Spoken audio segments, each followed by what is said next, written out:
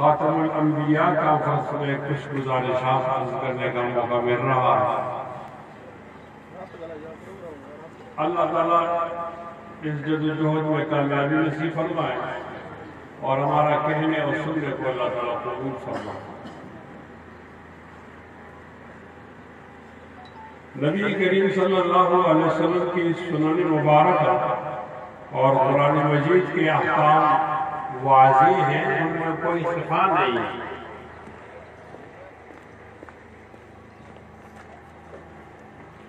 تعبیر میں اختلاف آ جاتا ہے کہ جب آپ اس کو موجودہ حالات میں اس کی تطبیق کرتے ہیں۔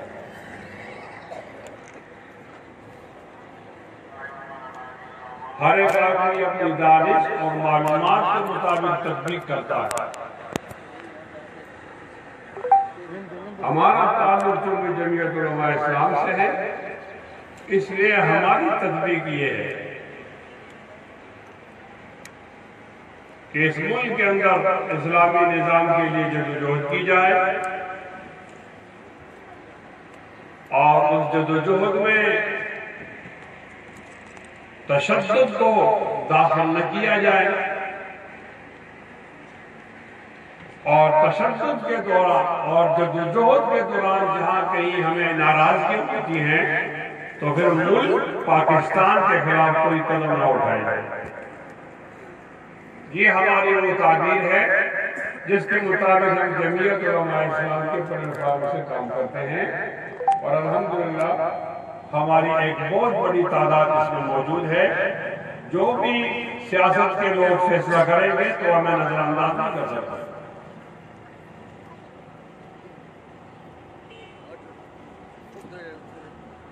موجودہ ماحول میں ہم اسلامی نظام کے لیے کیسی کوشش کر سکتے ہیں؟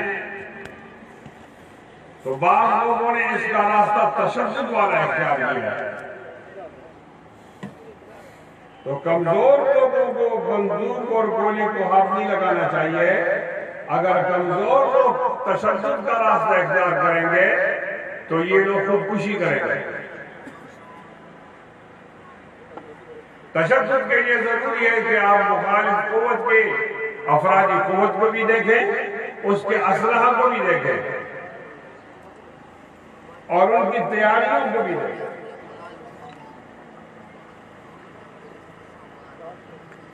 اور اگر ان کی تیاری زیادہ ہے اور آپ کی تیاری کم ہے، ان کی گولیاں زیادہ ہیں اور آپ کی گولیاں کم ہے، اور ان کا اسلحہ جدید ہے اور آپ کا اسلحہ جدید نہیں ہے، تو پھر معاف فرمانا جب آپ تشدد کے راستے میں جائیں گے تو یہ آپ خود موت کو دعوت دیتے ہیں۔ کوئی زمانہ تھا کہ تیر کے ساتھ لڑائی ہوتی تھی، کوئی زمانہ تھا کہ پھر لڑائی نیزوں کے ساتھ تلوار کے ساتھ ہوتی تھی، پھر بعد میں ترقی آئی تو پستول کے ذریعے سے لڑائی شروع ہو گئی، پھر بعد میں ترقی آئی تو پھر بندوق کے ذریعے دور تک مار کرنے والا اسلحہ ایجاد ہوا، اور بعد میں ترقی آئی تو کلاشنکوف ایجاد ہوئی اور اسلحہ ایجاد ہوا۔ لیکن آج تمام کی تمام اسلحے کی بنیاد وہ جدید ٹیکنالوجی ہے اور ایٹم بم ایجاد ہوا ہے، اور ایسا اسلحہ ایجاد ہوا ہے کہ آپ وہ دشمن کا جہاز آ کر فضا کے اندر لنگر انداز ہوتا ہے، وہیں سے ان کے جہاز نکلتے ہیں، پھر آتے ہیں، ایندھن لیتے ہیں، پھر جاتے ہیں اور جا کر وہ بستی کو تباہ کر دیتے ہیں۔ اور جنگ عظیم میں ہیروشیما اور ناگاساکی جیسے جو لاہور اور کراچی کی طرح بڑے بڑے شہر تھے ان کو تباہ کر دیا گیا ہے۔ تو آج کل کی جنگ، آج کل کی لڑائی وہ ٹیکنالوجی کی بنیاد پر ہے، اور ہم پرانے اسلحے سے اپڈیٹ ٹیکنالوجی کا مقابلہ نہیں کر سکتے۔ انتہائی قابل احترام سامعین، وَأَعِدُّوا لَهُم مَّا اسْتَطَعْتُم مِّن قُوَّةٍ، اس کا معنی یہ ہے کہ آپ نے دشمن کی تیاری کو دیکھنا ہے، ان کی تیاری کی نوعیت کیا ہے، آپ نے اس نوعیت سے تیاری کرنی ہے۔ اگر دشمن نے ٹیکنالوجی پر اور سائنس پر قبضہ کیا ہے تو آپ کے بچوں کو بھی سائنس اور ٹیکنالوجی میں قبضہ کرنا چاہیے، آپ کے بچوں کو سائنسدان بننا چاہیے۔ سائنس پڑھنا گناہ نہیں ہے، یہ شجر ممنوع نہیں ہے۔ اتنی مہارت پیدا کر دی جائے کہ سائنس آپ کے تابع ہو جائے، ٹیکنالوجی آپ کے تابع ہو جائے، اور آپ ایجادات کریں اور ایجادات کے اندر کمال پیدا کریں۔ پھر اگر آپ تشدد کرتے اور آپ کی قوت برابر کی ہے تو پھر آپ اللہ سے مدد مانگ کر اس پر سوچا جا سکتا ہے، لیکن جب تک یہ نہیں ہوگا تو معاف فرمانا، کسی ہاتھ لگانا تشدد کو، یہ بہت بڑی نقصان کی بات ہوگی۔ ہم تو مدارس کے لوگ ہیں، ہم تو سائنس اور ٹیکنالوجی سے بہت زیادہ دور ہیں، لیکن وہ لوگ جو اسکول میں پڑھتے ہیں وہ بھی سائنس اور ٹیکنالوجی سے بہت زیادہ دور ہیں۔ ہمارے ہاں کوئی سائنسدان پیدا نہیں ہو سکا، مشکل سے تو 1-2 نام آتے ہیں، 2-3، لیکن ان پر بھی وہ اعتبار نہیں کیا جا سکتا، اور اس کی وجہ یہ ہے کہ ہمارے اسکولوں کے اندر نقل چلتی ہے۔ نقل کی بنیاد پر لوگ آگے جاتے ہیں۔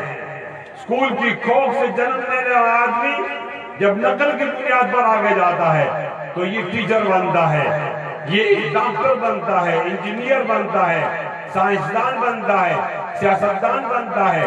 یہ آگے جاتا ہے تو کیا بنتا ہے؟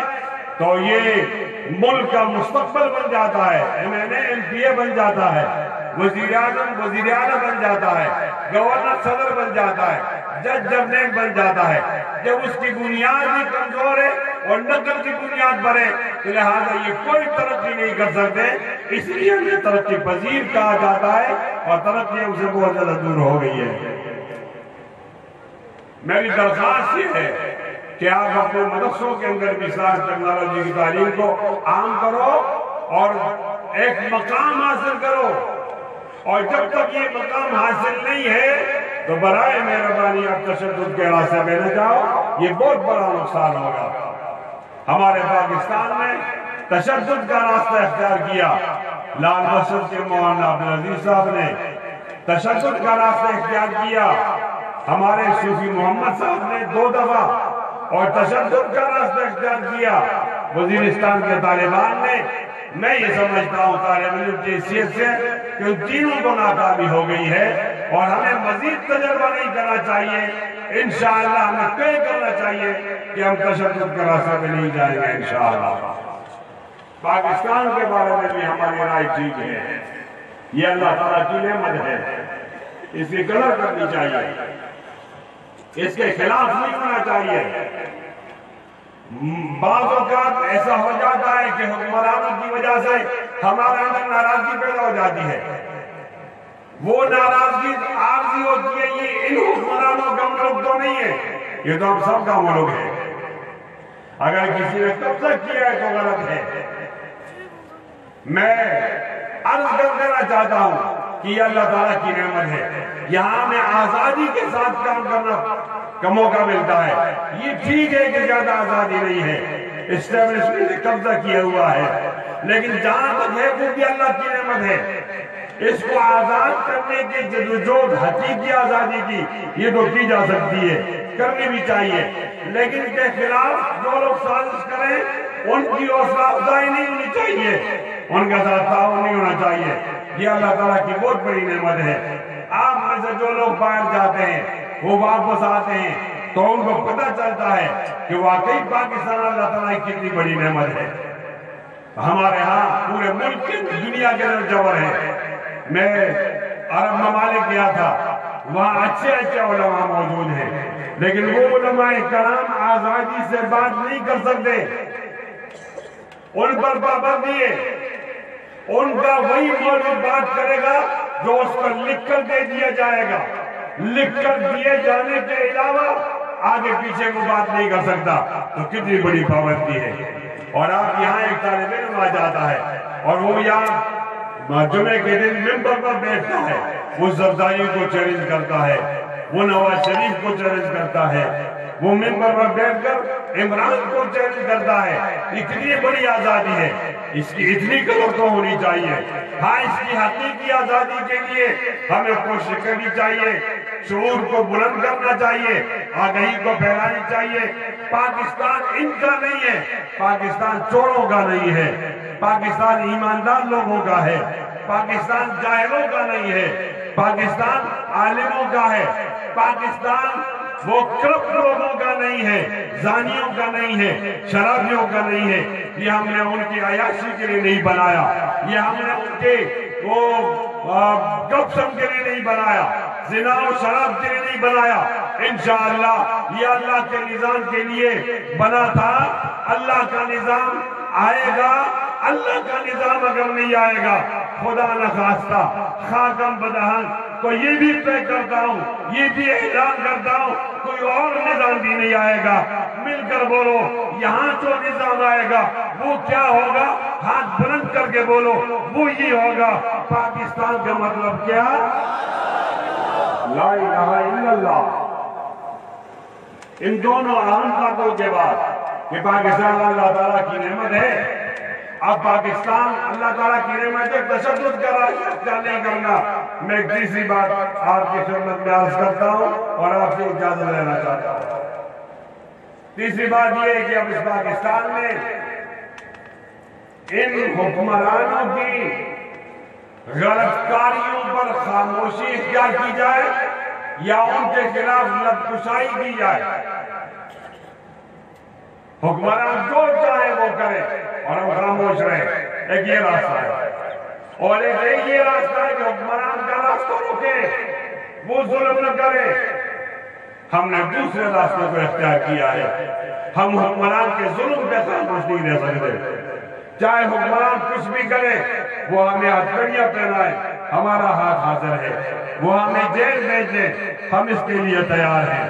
وہ ہمیں زخمی کر دے، ہم اس کے لیے تیار ہیں۔ کسی بہانے سے مار بھی دے، ہم اس کے لیے تیار ہیں۔ ہم پہ مقدمہ چلائیں اور ہماری زبان بندی کرے تو یہ زبان بندی کے لیے اب تیار نہیں۔ ہم ہمیشہ بنیاد ہماری ہمدردی ہوگی، لیکن حکمران کو غلط کام سے روکنے کے لیے کمر بست ہو جائیں گے، اتنی زیادہ تیاری کریں گے کہ ہم پیچھے نہیں ہٹیں گے۔ انشاءاللہ حکمران پیچھے ہٹیں گے انشاءاللہ۔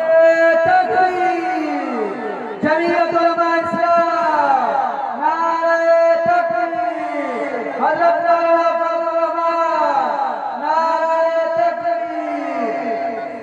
میں آپ کو موجودہ حکمرانوں کی چند باتیں بتاتا ہوں تاکہ آپ حضرات کے ذہن میں رہے۔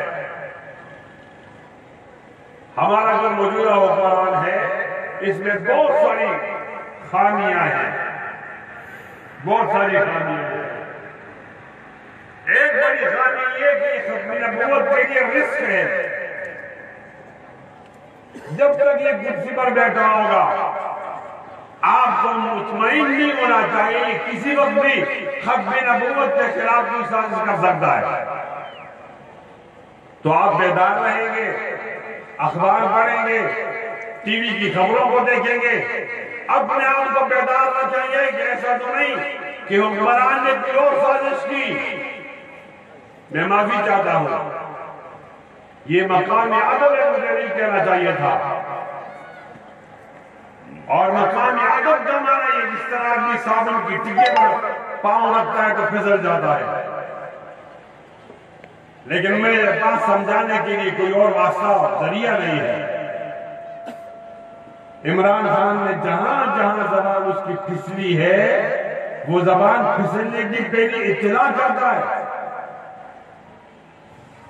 وہ یہ اطلاع کرتا ہے کہ میری زبان فلاں دن پھسلے گی، فلاں تقریب کے اندر مجھے یہ کہنا چاہیے، میں یوں کہوں گا، تو پھر وہ اپنے مولویوں سے کہتا ہے کہ آپ میرے لیے اس کو کوئی جواب پیدا کریں، تو اس کے مولوی بیٹھ کر جواب پیدا کرتے ہیں۔ کبھی تو ایسا ہوتا ہے پھسلتا پہلے ہے، جواب بعد میں آتا ہے۔ کبھی ایسا ہوتا ہے کہ پھسلتا اور جواز بنتا اس کا ایک زمانہ ہوتا ہے۔ کبھی ایسا ہوتا ہے جواز پہلے آ جاتا ہے، پھسلتا بعد میں۔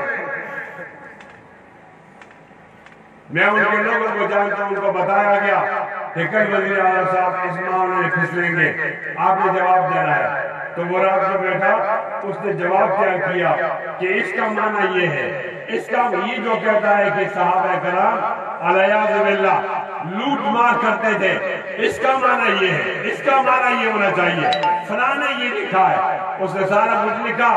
رات کو دیر ہو گئی، اس کو نیند آ گئی، وہ سمجھدار کہ صبح مجھے یہ نیند سے جگائیں گے، بے آرامی ہو جائے گی، تو یہ میں سویا ہوں گا۔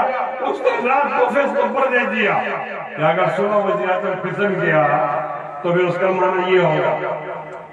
رات کو اندازہ ہوا کہ ابھی تقریب نہیں ہوئی، ابھی دن نہیں چڑھا، ابھی جلسہ نہیں ہوا، ابھی زبان پھسلی نہیں، پہلے سے جواز کیوں بتا دیا گیا ہے۔ پھر وہ موقع آیا کہ وہ اس کی زبان پھسل گئی اور اس نے کہہ دیا، پہلے سے جواب موجود تھا۔ آپ ایمان سے بتاؤ، یہ جو یہ پھسلتا ہے یہ سازش نہیں ہے؟ بولو، یہ سازش نہیں ہے؟ اس سے کیا کریں؟ اسے کیا کریں جس کی زبان منصوبہ بندی سے پھسلتی ہے؟ اس نے کہا کہ کرتارپور اور ننکانہ صاحب علیہ باللہ ایسا ہے جیسا کہ مکہ اور مدینہ۔ اب سکھوں کی عبادت گاہیں وہ مکہ اور مدینہ بن سکتی ہیں؟ اونچا بولو بھائی، اور اونچا۔ آپ میں سے جو عمران نیازی سے ڈرتا ہے وہ نہ بولے، جو نہیں ڈرتا وہ بولے، ہو سکتی ہے؟ نعرہ تکبیر، نعرہ تکبیر۔ اور یہ کہتا ہے صحابہ کرام کے بارے میں کہ وہ بزدل تھے، یہ زبان اس کی پھسلی نہیں، زبردستی منصوبہ بندی کے ساتھ ایسا کیا گیا کہ زبان پھسلنے کا بہانہ بنا لیا جائے اور لوگوں سے کہہ دیا جائے مجھ سے غلطی ہو گئی ہے، میں قسم اٹھاؤں تو خالص نہیں ہوگا، اس سے غلطی نہیں ہوئی۔ یہ زبردستی خلافت اسلامیہ کے ستونوں کو کمزور کرنا چاہتا ہے۔ حفظ اللہ، کدھر ہے؟ ادھر ہے سلمان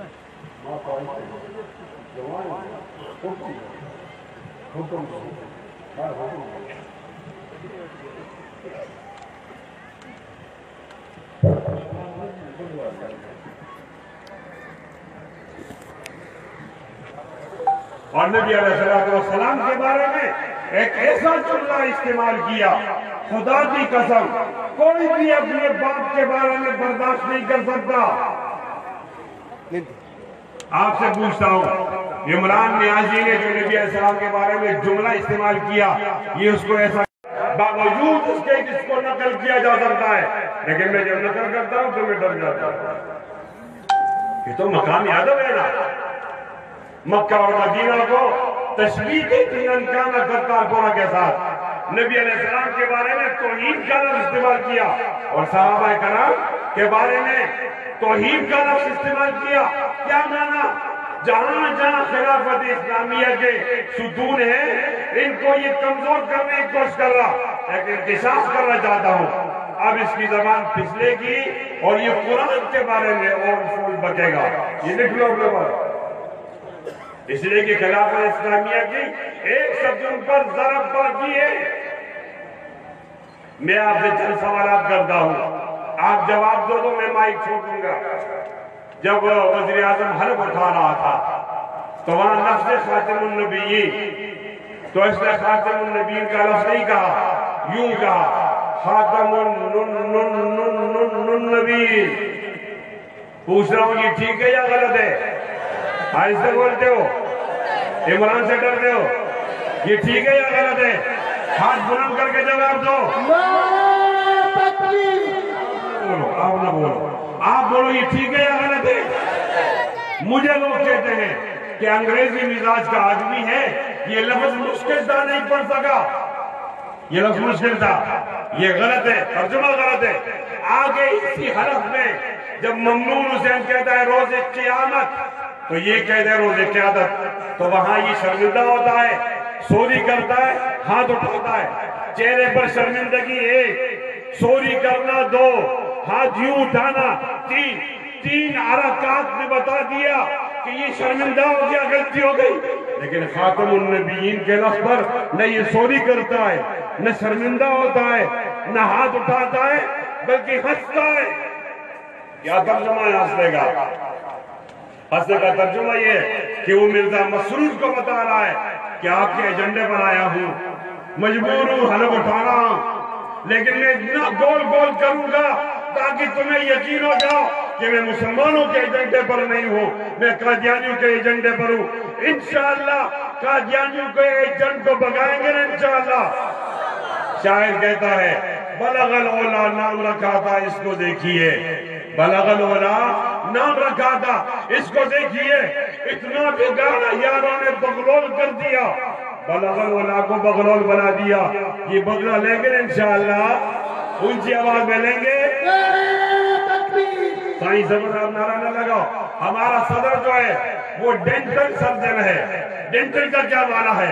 یہاں میڈیکل کے لوگ بیٹھے ہوئے ہیں، جو طالب علم میڈیکل میں فیل ہوتا ہے، نمبر کم ہوتے ہیں، وہ دانتوں کے شعبے میں جاتا ہے۔ اس نالائق کو صدر بنایا ہے، نالائق کو، اور وہ نالائق نے حلف اٹھاتے ہوئے نبی علیہ السلام کی ختم نبوت کا پیرا نہیں پڑا۔ کیوں نہیں پڑا؟ اگر آپ میرے صدر ہو اسلامی جمہوریہ پاکستان کے، آپ کو یہ پیرا پڑھنا پڑے گا۔ دو سوال کر، تیسرا سوال، ایک شخص کو یہ لائے، اس کا نام تھا میاں عاطف، اس کا نام تھا، اور وہ غلام محمد قادیانی کذاب جھوٹے مدعی نبوت کا پوتے کا بیٹا، پڑھ پوتا، بیٹے کا پوتا۔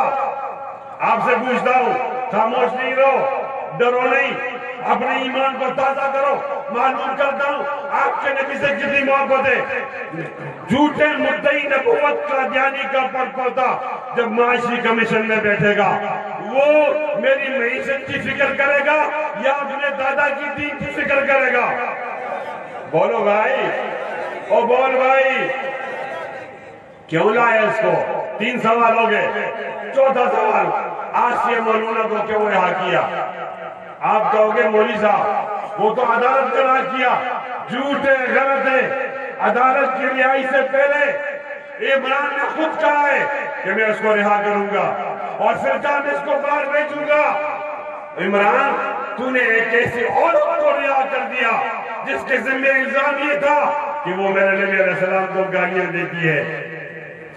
عمران، آپ نے ایسا کیوں کیا؟ آپ کو ایسا نہیں کرنا چاہیے تھا، آپ کو ایسا نہیں کرنا چاہیے تھا، آپ نے ایسا کیوں کیا؟ اور ایک اور بات بتانا چاہتا ہوں، اکوڑا خدق کا بوڑھا شیخ الحدیث جس کی عمر 91 سال ہے، اس کو بے دردی سے شہید کر دیا مولانا سمیع الحق صاحب کو۔ مولانا سمیع الحق صاحب کا شہادت ایک حادثہ ہے، سنو، اور بے دردی سے مارنا دوسرا حادثہ ہے، اور آج تک قاتل کا نہ پکڑنا تیسرا حادثہ ہے۔ کنٹینر پر یہ کہا کرتا تھا، کنٹینر پر کہا کرتا تھا کہ جس قتل کا قاتل نہ ملے اس کا قاتل وزیر اعظم ہے۔ آپ جواب دو کہ جب تک مولانا سمیع الحق شہید کا قاتل معلوم ہو گیا ہے تو پھر قاتل کون ہے؟ قاتل کون ہے؟ اونچا بولو، قاتل کون ہے؟ قاتل کون ہے؟ سب مل کر بولو، قاتل کون ہے؟ اور انشاءاللہ ہماری حکومت آئے گی، ہم مولانا سمیع الحق کے کیس میں اس کو پھانسی پر چڑھائیں گے انشاءاللہ۔ اور آخری بات بتا رہا ہوں، یہ کرتارپور بارڈر کھول دیا۔ کرتارپور بارڈر اصل میں اس قادیانیوں کے لیے ایک ملک بنایا جا رہا ہے، اس کے لیے پاکستان کو بھی توڑا جائے گا اور اس کے لیے ہندوستان کو بھی توڑا جائے گا۔ ہندوستان ایک ضلع دینے پہ راضی ہو گیا، 6 اضلاع پاکستان کے لیے جائیں گے، اور یوں ختم نبوت پر بھی ڈاکہ پڑے گا، پاکستان پر بھی ڈاکہ پڑے گا۔ میری جدوجہد پاکستان کے حق میں ہے، قادیانیوں کی جدوجہد پاکستان کے خلاف ہے۔ عمران میرے ساتھ نہیں، عمران اس کے ساتھ ہے۔ انشاءاللہ جدوجہد جاری رہے گی، عمران کو تخت سے نیچے گرا کر دم لیں گے انشاءاللہ۔ تیار ہو؟ دونوں ہاتھ بلند کرو، ہاتھ بلند کرو، کھڑے ہو جاؤ، کھڑے ہو جاؤ، کھڑے ہو جاؤ، اور دونوں ہاتھ یوں ہلاؤ زور سے۔ میں آپ کی طرف سے حکمرانوں کو زور زور سے ہاتھ دلاؤ. میں بتا دینا چاہتا ہوں کہ آج میں بہت پھنسا گیا تھا. وہ لوگ کہتے کہ عمران کو نہیں چھوڑیں گے انشاءاللہ, نہیں چھوڑیں گے انشاءاللہ. وہ لوگ کہہ رہے تھے باطل سے دبنے والے, اے آسمان نہیں ہم 100 بار کر چکا ہے تو امتحان ہمارا توحید کی امانت سینوں میں